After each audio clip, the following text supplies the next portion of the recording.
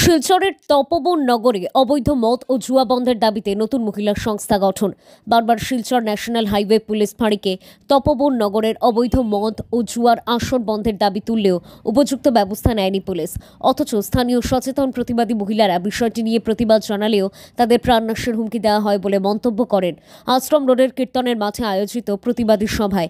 এদিন এই তপবন নগরে চলে আসা অবৈধ মদ ও জুয়ার আসর বন্ধের দাবিতে সর্বসম্মতি কোনো এক মহিলা সংগঠনের কমিটি গঠন করা হয়। এই সংগঠনটির নাম হলো নারী শক্তি মহিলা সংগঠন। সর্বসম্মতিক্রমে সভাপতি হলেন কল্পনা দাস, উপসভাপতি সুষমা দাস, জ্যোৎস্না রানী দাস, দশমিতা দাস, সাধারণ সম্পাদক রঞ্জিতা মজুমদার, কোষাধ্যক্ষ সুমিয়া দাস সহ আরও অন্যান্য মহিলারা উপস্থিত ছিলেন। এদিন সভার বক্তব্য রাখতে গিয়ে উপস্থিত সবাই এই অঞ্চলে সুদীর্ঘদিন থেকে চলে আসা অবৈধ মদ ও জুয়ার ব্যবসার বন্ধের বিষয়ে প্রতিবাদ জানানো সত্ত্বেও বিহিত ব্যবস্থা নেন নাই পুলিশ। তাই এমনকি সেই মদের ব্যবসায়ীদেরকে মদের ব্যবসা বন্ধের বিষয় বললে উল্টে রাস্তায় চলে থাকা প্রতিবাদী মহিলাদেরকে অশ্লীল ভাষায় গালিগালাজ সহ মারধরের হুমকি দিয়ে থাকেন। এমতাবস্থায় ন্যাশনাল হাইওয়ে পুলিশ ফাঁড়িকে বারবার জানানো সত্ত্বেও কোনো উপযুক্ত ব্যবস্থা আজ অবধিও নিতে দেখা যায় নাই। এর ফলে এলাকাবাসী মহিলা ও ছাত্রছাত্রীদের বসবাস করতে অসুবিধা দেখা দিয়েছে। তাই আজ এই প্রতিবাদী মহিলা সংগঠন গঠন করতে বাধ্য হন এই অঞ্চলের সচেতন নাগরিকরা। এদিন অন্যান্যদের মধ্যে উপস্থিত ছিলেন নিশিকান্ত সরকার, অঞ্জন চৌধুরী, গিরীন্দ্র দাস, আইনজীবী সুবীর দাস, কাকি দাস সহ আর অন্যান্যরা। ব্যুরো রিপোর্ট, নিউজ অবিকল। সকল মহিলাদের শ্রীচরণে আমার প্রণাম। বিগত কিছুদিন পূর্বে আমি সোশ্যাল মিডিয়াতে দেখলাম মোবাইলের মাধ্যমে যে তপবন নগরের মায়েরা একত্রিত হয়ে যে তপবন নগরে কিভাবে সুন্দর একটা পরিবেশ তৈরি করা যায়, সেই নেশাকে কিভাবে জব্দ করে একটা সুন্দর পরিবেশ তৈরি করা যায়, তার জন্য তারা প্রতিবাদ একটা মিছিল করলো। সঙ্গে সঙ্গে আমি দেখলাম খুব ভালো।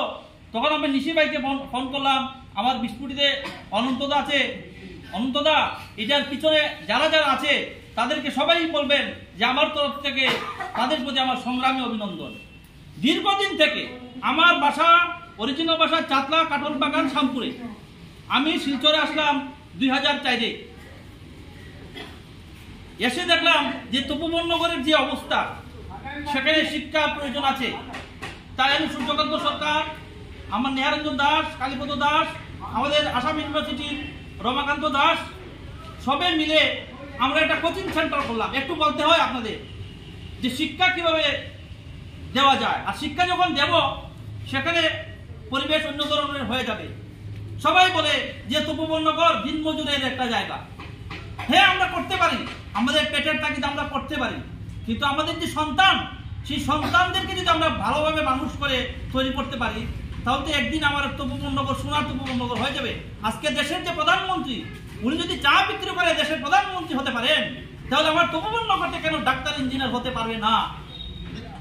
সেই উদ্যোগ নিয়ে 2004-এ আমি নবোদয়ের কোচিং সেন্টার খুললাম। আপনারা এখানে অনেক আছেন, আমার স্টুডেন্টের মা আমি দেখতে পাচ্ছি। 2004 থেকে আজকে 2024, দীর্ঘ 20 বছর থেকে আমি তপবন নগরে নবোদয়ের কোচিং সেন্টার করেছি এবং অনেক ছাত্ররা এখানে আছে। সেই আগের 20 বছরের তপবন নগর আর আজকের 20 বছরের তপবন এক নয়। এখন অনেক শিক্ষিত মহিলারা, শিক্ষিত ছেলেরা চাকরি করছে সেই তপবন নগরে। আজকে যদি আমরা সেই 20 বছরের আগের দিকে থাকিয়ে থাকি তাহলে হবে না।